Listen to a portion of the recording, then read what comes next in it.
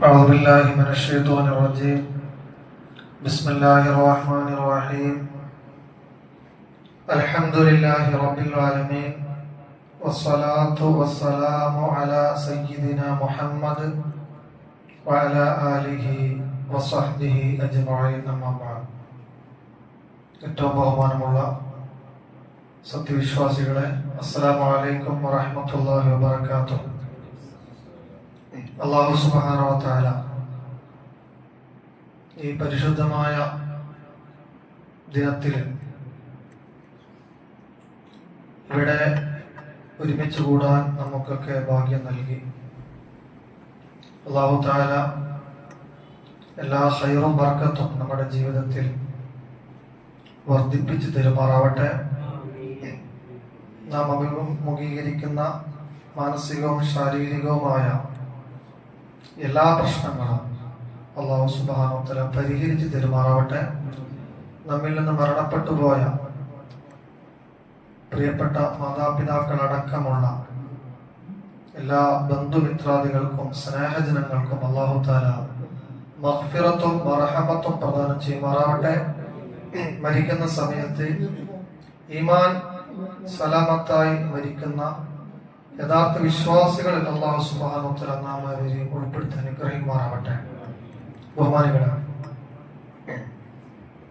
വിശുദ്ധ മുഹറം മാസത്തിലെ ഏറ്റവും പുണ്യമേറിയ 10ാം നാളിലാണ്, അഥവാ ആശൂറ ദിനത്തിലാണ് നാം ഇപ്പോൾ ഉള്ളത്.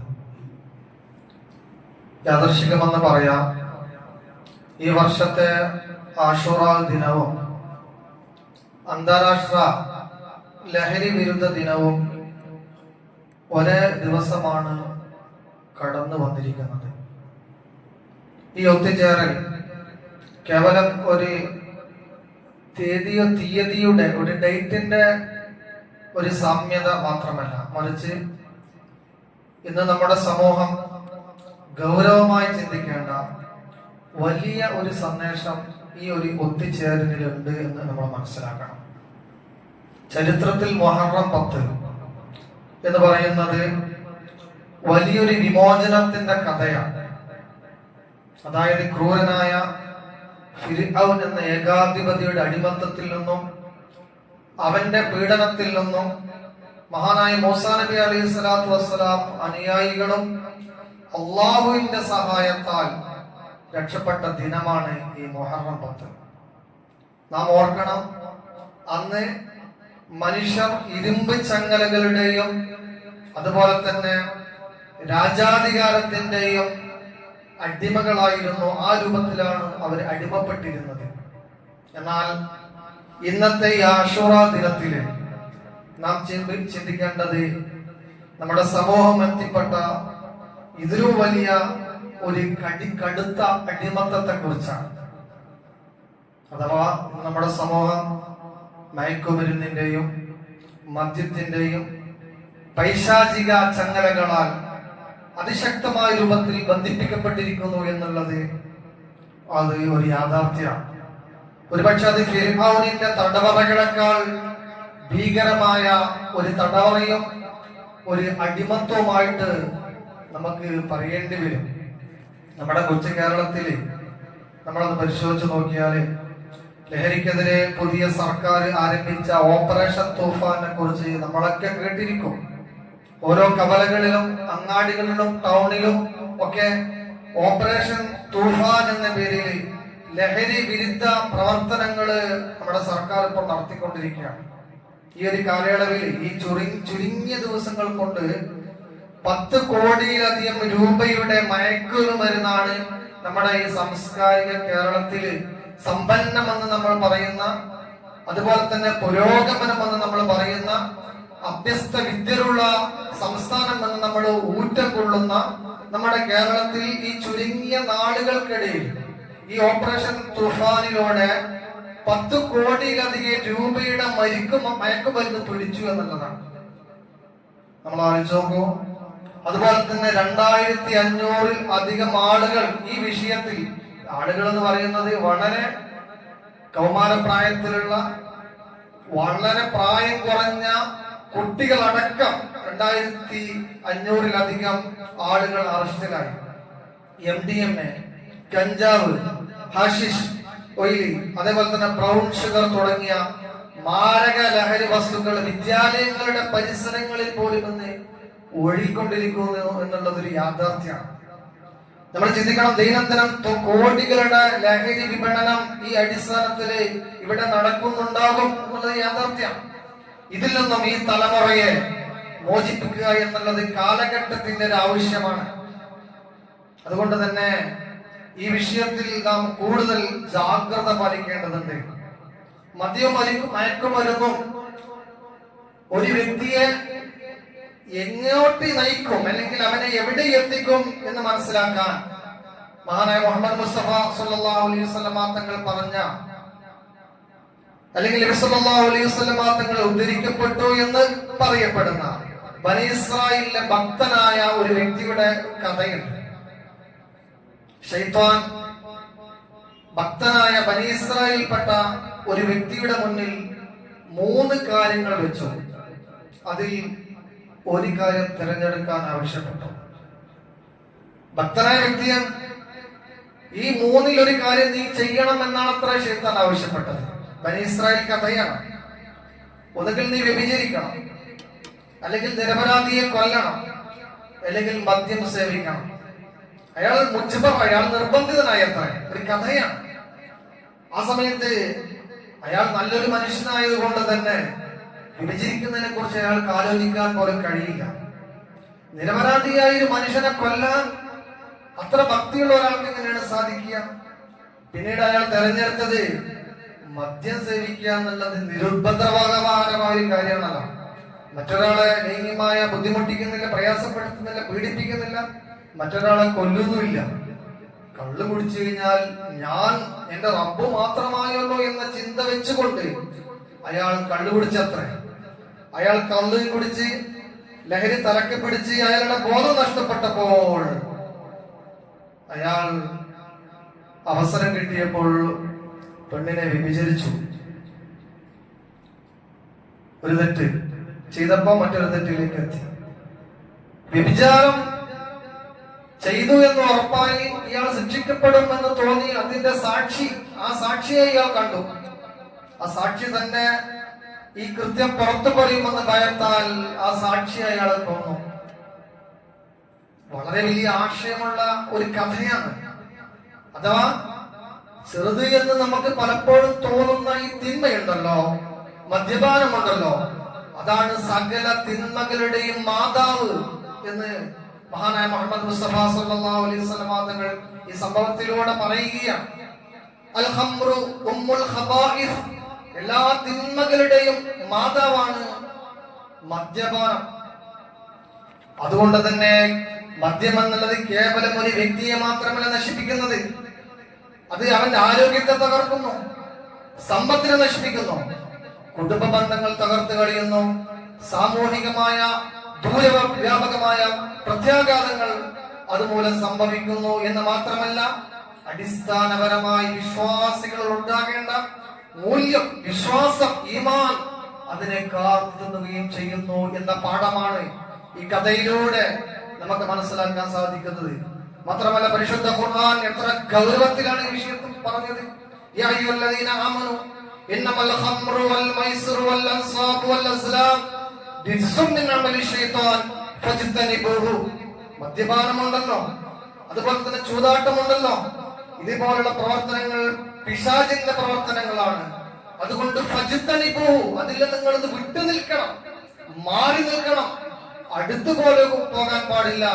എന്തുകൊണ്ടെന്നാൽ ഇന്നമാ യുരീദു ശൈത്താനു അയ്യുഖിയ ബൈനകുമുൽ അദാവത വൽ ബഗ്ളാ, അയ്യുഖിയ ബൈനകുമുൽ അദാവത വൽ ബഗ്ളാ, നിങ്ങൾക്കിടയിൽ ശത്രുതയും, നിങ്ങൾക്കിടയിൽ പകയും, നിങ്ങൾക്കിടയിൽ വിദ്വേഷവും, നിങ്ങൾക്കിടയിൽ അകൽച്ചയും, നിങ്ങൾക്കിടയിൽ കുഴപ്പവും, നിങ്ങൾക്കിടയിൽ കലാപവും ഉണ്ടാക്കാൻ കാരണമാകുന്നതാണ് മദ്യപാനം. അത് ശൈത്താന്റെ പ്രവർത്തനമാണ്. അതുകൊണ്ട് നിങ്ങൾ ഉപേക്ഷിക്കണമേ എന്ന് പരിശുദ്ധ ഖുർആനിലൂടെ അല്ലാഹു സുബ്ഹാനഹു വ തആല ആവശ്യപ്പെടുകയാണ്. പലരും പറയാറുണ്ട്, ഞാൻ കുറച്ചല്ലേ കുടിക്കുന്നുള്ളൂ, മത്താവുന്നൊന്നുമില്ലല്ലോ, ഒരു രസത്തിനല്ലേ, അത് കുറച്ച് കുടിച്ചാലും നിഷിദ്ധമാണ്, കുറച്ച് ഉപയോഗിച്ചാലും നിഷിദ്ധമാണ്. കുല്ലു മുസ്കിരിൻ ഹറാം, എല്ലാ ലഹരി ഉണ്ടാക്കുന്ന വസ്തുക്കളും ഹറാമാണ്. മാ അസ്കറ കസീറുഹു ഫഖലീലുഹു ഹറാമുൻ, കുറച്ച് ഉപയോഗിച്ചാൽ ലഹരി ശരീരത്തെ ബാധിക്കുന്നുവെങ്കിൽ അത് ഹറാം തന്നെയാണ്. കുറച്ച് ഉപയോഗിച്ചാൽ ശരീരത്തെ ബാധിക്കുന്ന ഒന്നാണെങ്കിൽ അത് ഹറാം തന്നെയാണ് എന്നാണ് നമ്മൾ മനസ്സിലാക്കേണ്ടത്. വീര്യം കുറഞ്ഞതെന്നോ അല്ലെങ്കിൽ കൂടിയതെന്നോ പൗഡറായ വസ്തുവെന്നോ ദ്രാവകമായ വസ്തുവെന്നോ ഇനി ഗവൺമെന്റിന് നികുതി കൊടുക്കുന്നതെന്നോ നികുതി കൊടുക്കാത്തതെന്നോ കരിഞ്ചന്തയിൽ വിൽക്കപ്പെടുന്നതെന്നോ മാർക്കറ്റിൽ സുലഭമല്ലാത്തതെന്നോ വിദേശത്ത് ഇറക്കുമതി ചെയ്യുന്ന വിദേശ മദ്യമെന്നോ ഒരു വ്യത്യാസം അതിലില്ല, ഒരു വിവേചനവും പാടില്ല. ലഹരിയായ മുഴുവൻ വസ്തുവും വളരെ നിസ്സാരമായ രൂപത്തിൽ ഉപയോഗപ്പെടുത്തുകയാണെങ്കിലും അത് നിഷിദ്ധമാണ് എന്നാണ് പരിശുദ്ധ ദീനുൽ ഇസ്ലാം പഠിപ്പിക്കുന്നത്. അതുകൊണ്ട് തന്നെ ഈ സമൂഹത്തെ വ്യാപകമായ രൂപത്തിൽ പ്രതികൂലമായി ബാധിക്കുന്ന യുവതലമുറയെ ഭാവിയെ അപകടത്തിലാക്കുന്ന ഈ ലഹരി എന്ന ഉപയോഗത്തിനെതിരെ, ലഹരി മാഫിയകൾക്കെതിരെ കൃത്യമായ നിലപാട് സ്വീകരിക്കാനും അതിനെതിരെ ശക്തമായ പ്രചരണ പ്രവർത്തനങ്ങൾ നടത്താനും നാം ഓരോരുത്തരും ബാധ്യസ്ഥരാണ് എന്ന് ഈ സന്ദർഭത്തിൽ ഈ ദിവസത്തിൽ നമ്മൾ ആലോചിക്കേണ്ടതുണ്ട്. അതുപോലെ തന്നെ യുവതലമുറയുടെ ട്രെൻഡായിട്ട് പലപ്പോഴും പറയുന്നത് അതൊരു ആവിഷ്കാര സ്വാതന്ത്ര്യമാണെന്നാണ്, ലൈഫ് ആസ്വദിക്കുകയാണെന്നാണ്. എന്നാൽ സ്വന്തം ആഗ്രഹങ്ങൾക്ക്, സ്വന്തം ശരീരത്തിനെ അടിമപ്പെടുത്തലല്ല, ആ സ്വന്തം ശരീരത്തെ നശിപ്പിക്കലല്ല, ഒരിക്കലും തന്നെ നിങ്ങൾ സ്വന്തം ശരീരത്തെ നശിപ്പിക്കാൻ പാടില്ല എന്ന് പരിശുദ്ധമായ ഖുർആൻ പറയുന്നുണ്ട്. മാത്രമല്ല ഇമാം ഇബ്നു ഖയ്യിം പറഞ്ഞൊരു സുന്ദരമായ വാക്കുണ്ട്, അൽ ഹുറു മൻ തഹററ മിൻ അസ്രിൽ ഹവ വൽ അബ്ദു മൻ ഇസ്തഅബദതുഹു ശഹവാത്, സ്വന്തം ഇച്ഛകളുടെ തടവറയിൽ നിന്ന് മോചിതനായവനാണ് യഥാർത്ഥ സ്വാതന്ത്ര്യം കിട്ടിയവൻ. എന്നാൽ വികാരങ്ങൾക്ക് അടിമപ്പെടുന്നവൻ ഒരിക്കലും സ്വാതന്ത്ര്യമല്ല. മദ്യപാനം എന്ന ഈ വികാരത്തിന്, അല്ലെങ്കിൽ മദ്യപാനം എന്ന ഈ ദുസ്വഭാവത്തിന്, ലഹരി ഉപയോഗം എന്ന ദുസ്വഭാവത്തിന് ഒരാൾ അടിമപ്പെടുന്നുവെങ്കിൽ അവൻ സ്വാതന്ത്ര്യമല്ല, അവൻ മദ്യത്തിന്റെ അടിമയാണ് എന്നാണ് നമ്മൾ മനസ്സിലാക്കേണ്ടത്. ഇവിടെ നമ്മുടെ ഒരു ഉത്തരവാദിത്തത്തെ കുറിച്ച് നമ്മൾ ആലോചിക്കണം. ലഹരിക്കെതിരെയുള്ള ഈ പോരാട്ടം അത് പോലീസിന്റെയോ അല്ലെങ്കിൽ എക്സൈസിന്റെയോ മാത്രം ചുമതലയല്ല, അതുമായി ബന്ധപ്പെട്ട ഉത്തരവാദിത്തമുള്ള ഭരണകൂട സംവിധാനത്തിന്റെ മാത്രം ചുമതലയല്ല. നേരെ മറിച്ച് അത് നമ്മുടെ ഓരോരുത്തരുടെയും ബാധ്യതയാണ്. നാം നമ്മോട് തന്നെ ചില ചോദ്യങ്ങൾ, നമ്മുടെ കുടുംബത്തിൽ, ഈ നാട്ടിൽ, ഈ മഹലിൽ നമ്മോട് തന്നെ നമ്മൾ ചോദിക്കേണ്ട ചില ചോദ്യമുണ്ട്. നമ്മുടെ മക്കൾ എങ്ങോട്ടാണ് പോകുന്നത്? അവരുടെ സുഹൃത്തുക്കൾ ആരാണ്? അവരുടെ കയ്യിലെ മൊബൈൽ ഫോണുകളിൽ അവർ എന്താണ് കാണുന്നത്? എന്തിനു വേണ്ടിയാണ് അത് ഉപയോഗപ്പെടുത്തുന്നത്? അവർക്ക് കൃത്യമായ മതപഠനവും ആത്മീയ ബോധവും ലഹരി വിരുദ്ധ കാഴ്ചപ്പാടുകളും പകർന്നു കൊടുക്കുക എന്നുള്ളത് നാം ഓരോരുത്തരുടെയും ഉത്തരവാദിത്തമാണ്. കുടുംബനാഥന്മാരും അധ്യാപകരും മഹല്ല ഭാരവാഹികളും അതേപോലെ തന്നെ ഇതുപോലെ പള്ളി മെമ്പറുകളും മദ്രസകളും ഒക്കെ കൈകോർത്താലേ ഈ യുദ്ധത്തിനെതിരെ അതിശക്തമായ രൂപത്തിൽ നമുക്ക് പ്രവർത്തിക്കാൻ സാധിക്കുകയുള്ളൂ. ആ രൂപത്തിലാകുമ്പോഴാണ് ഇതിനൊരു ഫലം നമുക്ക് കണ്ടെത്താനും സാധിക്കുകയുള്ളൂ. സഹോദരങ്ങളെ, ഈ വിശുദ്ധ ദിനം നമ്മെ ഓർമ്മിപ്പിക്കുന്നത് ഫിർഔനിൽ നിന്നുള്ള മോചനവും അതേപോലെ തന്നെ അനീതിക്കെതിരായ വിജയവുമാണ്. അതുപോലെ പാപങ്ങളിൽ നിന്നുള്ള മോചനവുമാണ്.